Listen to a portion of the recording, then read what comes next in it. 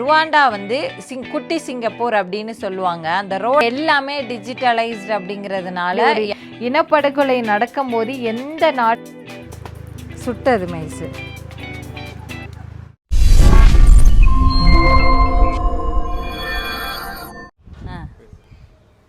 வணக்கம் friends, welcome to வெண்மை kitchen. இன்றைக்கி செம்மையாக ஒரு வீடியோ பார்க்க போகிறோம். அந்த வீடியோ போகிறதுக்கு முன்னாடி நம்ம சேனல் வெண்மை கிச்சன் ஃபஸ்ட் டைம் பார்க்குறீங்கன்னா மறக்காமல் சப்ஸ்கிரைப் பண்ணிவிட்டு நம்ம வீடியோவை வந்து கண்டினியூ பண்ணலாம். இந்த வீடியோவில் யுகாண்டாவுக்கு பக்கத்தில் இருக்கக்கூடிய ருவாண்டாவை பற்றி தான் பார்க்க போகிறோம். ருவாண்டா அப்படின்னா மேக்ஸிமம் நிறைய பேருக்கு தெரியும். ருவாண்டா வந்து குட்டி சிங்கப்பூர் அப்படின்னு சொல்லுவாங்க. அந்த ரோடெல்லாம் பாருங்கள் எப்படி இருக்குன்னு. இப்போ இது வந்து ருவாண்டாவோட நைட் வியூ தான். இங்கே நிறைய விஷயங்கள் வந்து பார்த்திங்கன்னா மற்ற ஆஃப்ரிக்கா கண்ட்ரிஸ் மாதிரி இல்லாமல் நிறைய இங்கே வந்து சேஞ்சஸ் இருக்குது. சேம் லைக் சிங்கப்பூர் அப்படின்னு கூட சொல்லலாம். சிங்கப்பூரில் என்னென்ன ஃபாலோ பண்ணுவாங்களோ அந்த எல்லா ரூல்ஸுமே இங்கே வந்து ஃபாலோ பண்ணுவாங்க. அதனால தான் இதை குட்டி சிங்கப்பூர் அப்படின்னு சொல்லுவாங்க.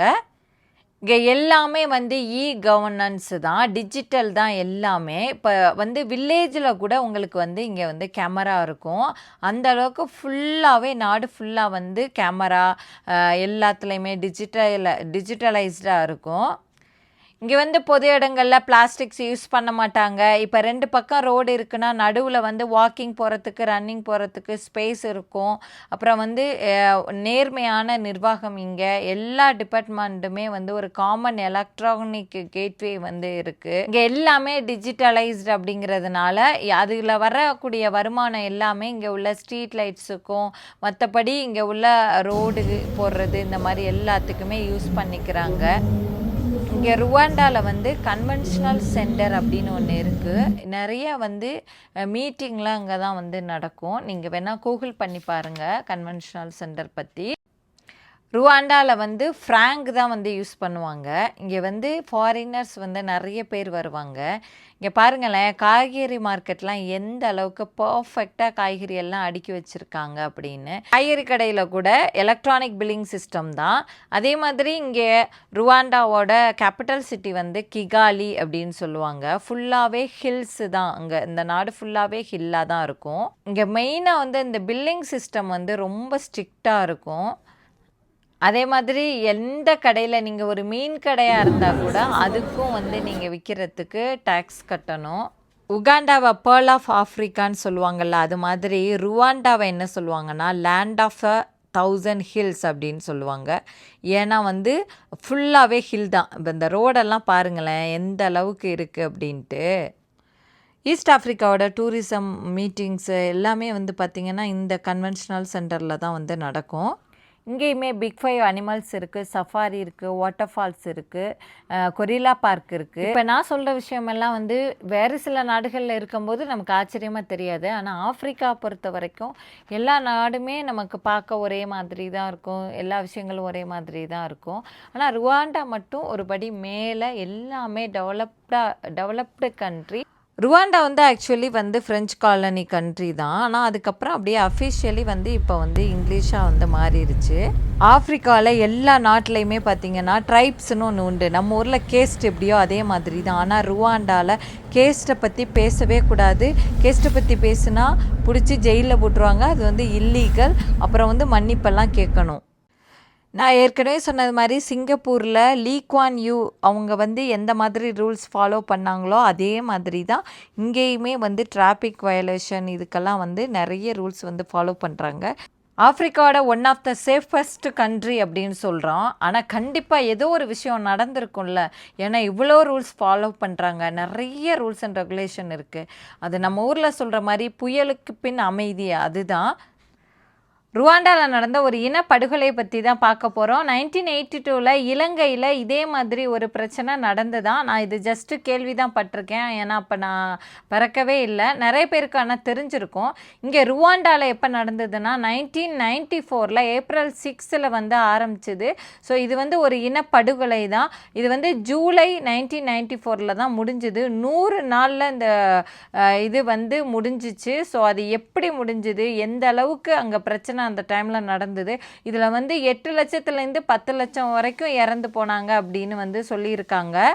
அது எதனால் ஆரம்பிச்சிது அப்படிங்கிறத பார்ப்போமா. ருவாண்டாவில் 2 ஜாதி வந்து இருந்தது. ஒன்று வந்து டுட்சின்னு சொல்லுவாங்க, இன்னொன்று வந்து ஹுட்டுன்னு சொல்லுவாங்க. டுட்சி வந்து டாலாக இருப்பாங்க, அவங்க வந்து தான் கவர்மெண்ட்ல எல்லாம் வந்து இருப்பாங்க, அவங்க வந்து மைனாரிட்டி.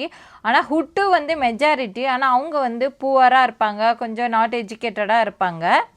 அவங்களுக்குள்ளே வந்து இந்த ஏற்றத்தாழ்வு இந்த பிரச்சனை வந்து போயிட்டே தான் இருந்தது. ஸோ அப்போ திடீர்னு பார்த்தீங்கன்னா ஏப்ரல் 6, 1994 ஹுட்டு வந்து டுட்சியோட பிரசிடெண்ட்டை வந்து கொண்டுட்டாங்க பிளான் பண்ணி. நான் ஏற்கனவே சொன்னது மாதிரி ஹுட்டு தான் வந்து எங்கள் மெஜாரிட்டி, ஆனால் புவராக இருந்தாங்க. ஆனால் கவர்மெண்டில் இருந்தது எல்லாமே பார்த்திங்கன்னா அந்த டுட்சி பீப்புள் தான்.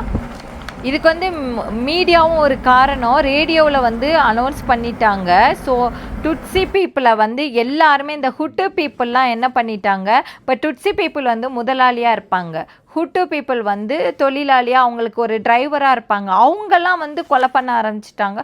ஸோ எல்லாருமே வீடு புந்து கொலை பண்ணுறது, குழந்தைங்கள கொலை பண்ணுறது, அந்த மாதிரி பயங்கரமாக வந்து அந்த ஊரே வந்து கலவரமாக மாறிடுச்சு, அந்த நாடே மாறிடுச்சு.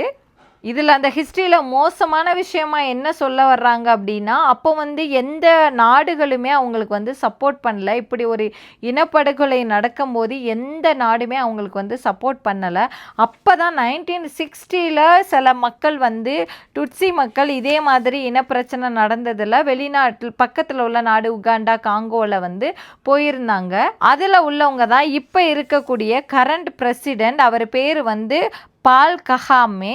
அவர் தான் என்ன பண்ணார், அவர் இராணுவத்தில் இருந்தார். அவர் மக்கள் எல்லாம் திரட்டி அந்த 100 நாள் இவ்வளோ பிரச்சனைகள்லாம் நடக்கவும் அவர் வந்து நாட்டுக்குள்ளே வந்து வந்துட்டார். வந்து ஃபஸ்ட்டு அவர் தடுத்த ஒரு இடம்னு பார்த்திங்கன்னா அங்கங்கே வச்சு வெட்டி வெட்டி கொலை பண்ணாங்களாம். அந்த மாதிரி இடங்கள்லாம் போய் ஃபஸ்ட்டு வந்து ஸ்டாப் பண்ணார். அந்த தடாலடியாக போய் இராணுவத்தை இறக்குவாங்கள்ல, அந்த மாதிரி அவர் வந்து இறங்கிட்டார். அந்த நாட்டை கைப்பற்றிட்டார். அவர் அதிரடி சட்டம் போட்டார். அவர் ஃபஸ்ட்டு போட்டது என்ன அப்படின்னா, இங்கே யாருமே ஜாதியை பற்றி பேசக்கூடாது, நீ என்ன ஜாதின்னு கேட்டால் கூட அவங்கள பனிஷ்மெண்ட் உண்டு, அந்த மாதிரி ஒரு ரூல்ஸ் போட்டார். அதனால் ருவாண்டாவில் நீங்கள் என்ன ட்ரைப்ஸு, நீங்கள் என்ன ஜாதி அப்படின்னு வந்து கேட்கவே கூடாது. அந்த கேப்பில் இந்த ஒரு விஷயத்தை பார்ப்போம். அங்கே வந்து கோயில் இருக்குது, இந்தியன் கோயில் தான் இது. நம்ம இப்போ நீங்கள் வந்து முருகர் பார்த்துருக்கலாம். இந்த பக்கம் வந்து நார்த்துக்கு உள்ள கோயில் சாமி துர்க்கை எல்லாம் இருக்குது. ஸோ இந்த சைடு வந்து சவுத்தில் உள்ள நம்ம சாமியெல்லாம் வந்து இதில் இருக்குது. அந்த ஜெனோசைடு நடந்ததில்ல, அதை கேட்டாலே பயங்கர எமோஷ்னலாக ஆகிடுச்சு. எனக்கும் அந்த மாதிரி தான் ஆகிடுச்சு. ஏன்னா அந்த மாதிரி எப்படி நடந்துச்சு அப்படின்னு. ஏன்னா அந்த நம்பிக்கையாக இருந்த எல்லாருமே வந்து ஆப்போசிட்டாக அதில் வந்து மாறிட்டாங்களாம். அதில் குழந்தைங்க அந்த ஃபோட்டோலாம் நீங்கள் வந்து பார்த்துருக்கலாம், அங்கே வச்சுருந்தாங்க. ஸோ நீங்கள் ருவாண்டான்னு போனால் ஃபஸ்ட்டு பார்க்கக்கூடிய இடம் அந்த இடம்தான். இப்போ வந்து பார்த்திங்கன்னா நிறைய டூரிஸ்ட் பிளேசஸ் இருக்குது. இப்போ நம்ம இந்தியன்ஸ்லாம் அங்கே நிறைய பேர் இருக்காங்க, பிஸ்னஸ் பண்ணுறாங்க, கோயிலெலாம் இருக்குது. நம்ம தமிழில் வந்து பார்த்திங்கன்னா தமிழ் மக்களும் அங்கே வந்து இருக்காங்க. சிங்கப்பூர் சார்பில் இங்கே வந்து நம்ம தமிழ்காரவங்கெல்லாம் வந்து இங்கே வந்து வேலை பார்க்குறாங்க. ஏன்னா இங்கே உள்ளது ஃபுல்லாகவே டிஜிட்டல் பேஸ்டு அப்படிங்கிறதுனால கவர்னன்ஸு தான் இங்கே. நீங்கள் பணம் கட்டுறதா இருந்தாலும் எல்லாமே வந்து நீங்கள் இதில் தான் சிஸ்டமில் தான் பண்ண முடியும். ஸோ அதனால் வந்து நல்ல ஒரு டெவலப்மெண்ட் இப்போ இந்த நாடு. அங்கே இன்னொரு ரூல்ஸ் வந்தது என்னென்னா, பாதிக்கப்பட்டவர்களும் குற்றம் செஞ்சவங்களும் வந்து நேரடியாக பேசி சமாதானம் ஆயிக்கணும், அப்படி ஒரு ரூல்ஸ் வந்தது. இப்போ இருக்கக்கூடிய பால் ககாமே அந்த பிரசிடெண்ட்டு தான் ஒரு படையை தயார் பண்ணி ஆர்பிஎஃப்பை வந்து உள்ளே கொண்டு வந்து 100 நாளுக்குள்ளே இந்த இனப்படுகொலையை வந்து நிறுத்தினார். எனக்கு இது எல்லாமே சொன்னவங்க ஒரு விஷயத்த சொன்னாங்க. என்ன அப்படின்னா, இலங்கையில் எப்படி நடந்ததோ அதே மாதிரி தான் இங்கே நடந்தது அப்படின்னாங்க.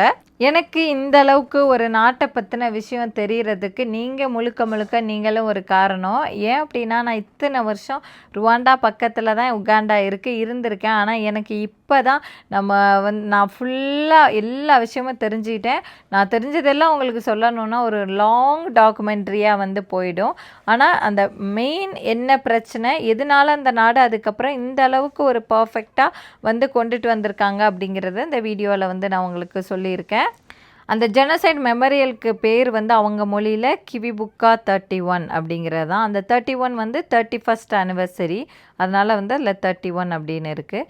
நீங்கள் ருவாண்டா போனீங்கன்னா கிகாலி ஜெனோசைட் மெமோரியல் அப்படிங்கிறது ஒரு one of the iconic monument கிகாலியில்.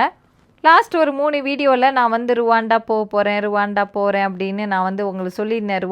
Rwanda border போகிறேன் அப்படின்லாம் சொல்லியிருந்தேன். அப்போ நிறைய பேர் ருவாண்டா சூப்பராக இருக்கும், ருவாண்டா பற்றி போடுங்க, கிகாலியை பற்றி சொல்லுங்கள் அப்படின்னு சொல்லியிருந்தீங்க. அதனால தான் நான் இந்த விஷயத்தை உங்களுக்கு சொல்லியிருக்கேன். ஆனால் அதுக்கு பின்னாடி இப்படி ஒரு கதை உங்களுக்கு இருக்கும் தெரியும் அப்படிங்கிறவங்க கமெண்ட் பண்ணுங்கள். அடுத்து லாஸ்ட் வீடியோட ஸ்மால் கண்டினியூஷன் தான் இது. வந்து கபாலேயில் கொஞ்சம் எடுத்தது, அதை இதில் ஆட் பண்ணியிருக்கேன். வான்கோழி பிரியாணி உங்களுக்கு பிடிக்குமா? இங்கே வந்து ஃப்ரூட்ஸு தான் அதிகமாக விற்கிறாங்க, ஃப்ரூட்ஸு தான் அதிகமாக விளையுது. ஸோ இது வந்து சோளம் சொல்கிறாங்க. Hi, do you have ready one? Only one? 2000. How much? 2000. Okay, நல்லா சாஃப்டாக இருக்குது, சுட்டது mice.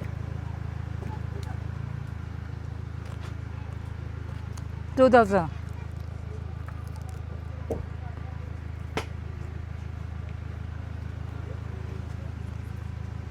Do you have one farm? What? Do you have farm or you bought it? Did you buy this one? அவங்களுக்கு English புரியவே இல்லை. It's okay. Maize வாங்கியாச்சு. உருளைக்கிழங்கு விற்கிறாங்க மூட்டையாக. ஏன்னா இங்கே உருளைக்கிழங்கு விளையுது. இந்த மூட்டை எவ்வளோன்னு தெரியலை. அடுத்து வந்து பலாப்பழம் விற்கிறாங்க.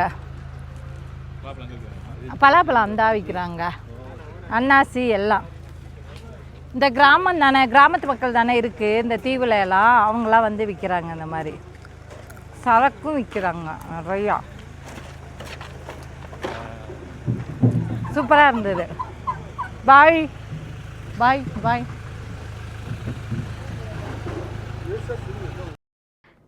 நாங்கள் ரிட்டர்ன் வரும்போது இது ஒரு காடு தான், ஆனால் சுத்தமாக மக்களே காணும். ஒரு சில பேர் அப்படி நடந்து போயிட்டு இருந்தாங்க. ஆனால் இங்கே உகாண்டாவில் வந்து என்ன ஒரு பிரச்சனைனா வந்து சிட்டியில் மட்டும்தான் ஸ்ட்ரீட் லைட்ஸ் இருக்கும். இந்த மாதிரி அவுட்டரில் எல்லாம் அந்த அளவுக்கு ஸ்ட்ரீட் லைட்ஸ் இருக்காது. அதனால தான் கொஞ்சம் ட்ரைவ் பண்ணுறது நமக்கு சிரமமாக இருக்கும். பழகுனவங்களுக்கு ஓகே. ஒரு சில பேர் நடந்து போயிட்டு இருந்தாங்க. எனக்கு நினச்சேன் எப்படி தான் இவங்க நடந்து போகிறாங்க அந்த காட்டுக்குள்ளே அப்படின்னு. அவங்களுக்கு பழகின ஊர், அவங்க ஊர் தானே, அதனால் அவங்களுக்கு பெருசாக ஒன்றும் தெரியாது. இது வந்து ஒரு ரெக்வெஸ்டட் வீடியோ தான். நம்மளோட இலங்கை ஃப்ரெண்ட்ஸ் வந்து கேட்டிருந்தாங்க, அதுக்காக தான். ஏன்னா சில விஷயங்கள் அவங்களாலையும் இதில் வந்து அந்த இதை ஃபீல் பண்ண முடியும். இதே மாதிரி உங்களுக்கு ஆஃப்ரிக்காவில் வேறு நாடுகளை பற்றி நீங்கள் தெரிஞ்சுக்கணும் அப்படின்னா சொல்லுங்கள். கண்டிப்பாக நான் என்னோடய வீடியோஸ், உகாண்டா வீடியோஸ் போடும்போதே இடையில ஒவ்வொரு வீடியோ இந்த மாதிரி நான் போடுறேன். இந்த வீடியோவுக்கு எனக்கு எப்படி ரெஸ்பான்ஸ் வருது அப்படிங்கிற பொறுத்து தான் நான் அடுத்த வீடியோஸ் வந்து அந்த மாதிரி போடுவேன். கண்டிப்பாக இது நீங்கள் தெரிஞ்சிக்கக்கூடிய ஒரு விஷயந்தான் இந்த வீடியோவில் நான் சொன்னது. நிறைய சொல்ல முடியலை அப்படின்னாலும் கொஞ்சம் கொஞ்சம் சொல்லியிருக்கேன். இதை வச்சு நீங்கள் கூகுளில் வந்து சர்ச் பண்ணி நீங்கள் தெரிஞ்சுக்கலாம். இந்த வீடியோ பிடிச்சிருந்தா லைக் பண்ணுங்கள், ஷேர் பண்ணுங்கள், கமெண்ட் பண்ணுங்கள். வேற ஒரு வீடியோவில் பார்ப்போம். நன்றி, வணக்கம். வெண்மை கிச்சன் மறக்காமல் சப்ஸ்கிரைப் பண்ணிடுங்க. நம்ம வந்து வீடியோ சப்போர்ட் பண்ண எல்லாருக்கும் ரொம்ப ரொம்ப நன்றி. பாய்.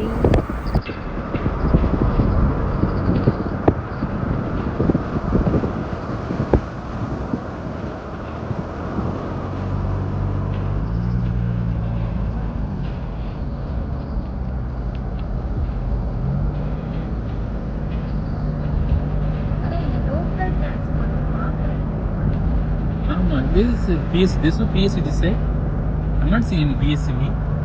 Is that? Yes, PSV. Taxi.